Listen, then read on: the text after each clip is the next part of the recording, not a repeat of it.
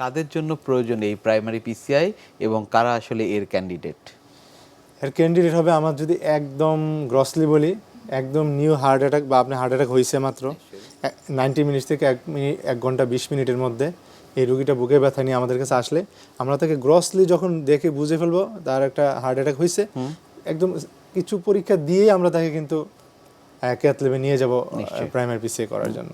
তো এই ক্যান্ডিডেটটা খোঁজার জন্য বুকে ব্যথা হইলেই আমি মনে করি যে ডাক্তারদের শরণাপন্ন হইলে ডাক্তার সাহেবরা যদি বলেন যে না এটা হার্ট অ্যাটাক, কোনো অবস্থাতেই দেরি করা উচিত হবে না। যদিও সেটা একটা ক্যাথ ল্যাব আপনার থেকে কতটুকু দূরত্ব মেনটেন করতেছে এটা একটা ইম্পর্টেন্ট বিষয়।